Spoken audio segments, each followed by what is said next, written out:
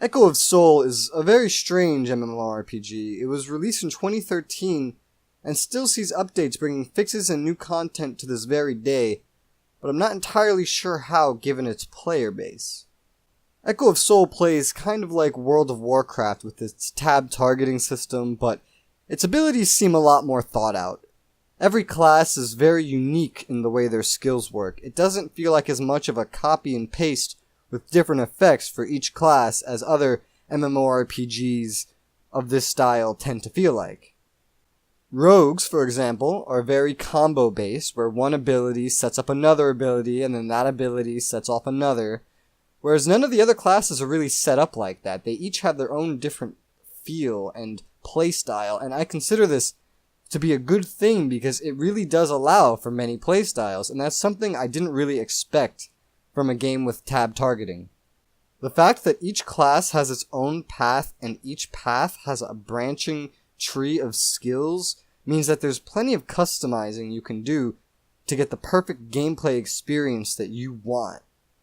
Unfortunately though, the classes are gender locked, so if you want to be a male archer or a female rogue, well, too bad, so that's kind of disappointing. The story of Echo of Soul is very generic for an MMORPG, admittedly, the overall plot of it.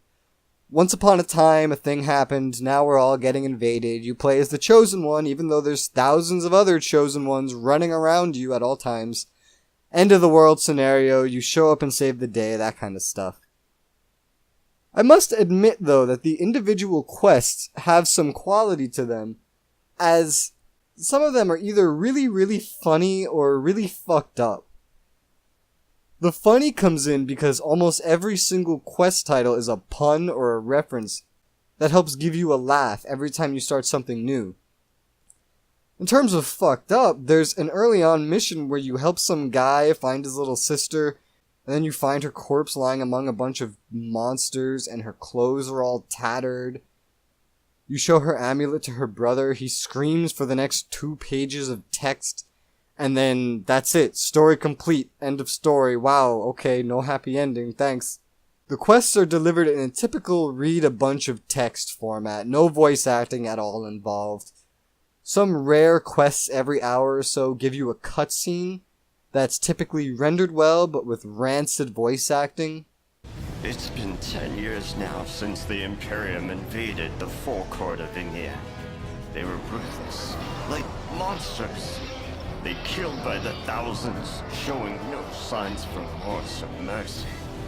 We couldn't live. Again and again we tried to fight back, but there were simply too many of them. Ignia was ablaze with the fires of war, and blood ran through the streets like water. Still, that's a nice change from MMORPGs that don't even put in the effort into simple cutscenes. The graphics of Echo of Soul are, well, they're garbage. Look at them yourself.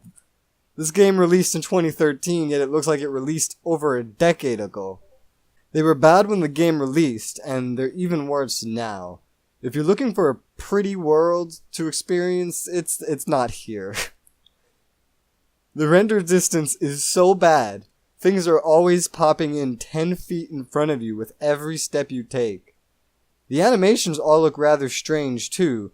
The audio is decent in every aspect except the voice acting. All of the voice acting is just bad. Now, a good thing to remember in a review of an MMO is that it's supposed to be an MMO. This brings the biggest flaw Echo of Soul has, is that this game is basically dead. The active player base is very small, and the way guilds and the chat works makes it very hard to find a community to become a part of in the game. It would require ventures to like a forum or something. If you start up Echo of Soul, you'll likely be signing up for a single player experience in a game designed for a large community. This isn't the biggest deal though, since party quests are soloable and dungeons are soloable as well as a feature designed into the game. A very smart feature at that. The game is free to play, so as you can imagine it has some monetization. There's a cash shop filled with mainly conveniences, so it's not that bad. What is really bad is that around level 7 or so, and then again at level 60, the game gives you a quest that can only be completed by purchasing something from the cash shop.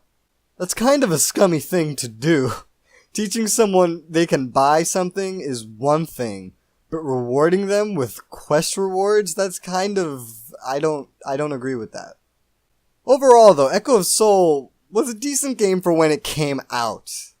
The problem is that other than the uniqueness of how the classes work, the game really has nothing special about it in any positive manner. Nothing in the game stands out. It is very, very close to being a carbon copy of World of Warcraft. And unless you enjoy reading all the quests just for the puns and the humor, it's really not fun, since the quests are the game's only real strength. Echo of Soul gets a 3 out of 10. By the standards of MMORPGs in 2017, it's a bad game. While I did have some fun in it, I wouldn't recommend it to most gamers. It's really not even worth the install. If you found this review helpful, please make sure to hit the subscribe button. Thank you for watching, and I'll see you on the next Res Reviews.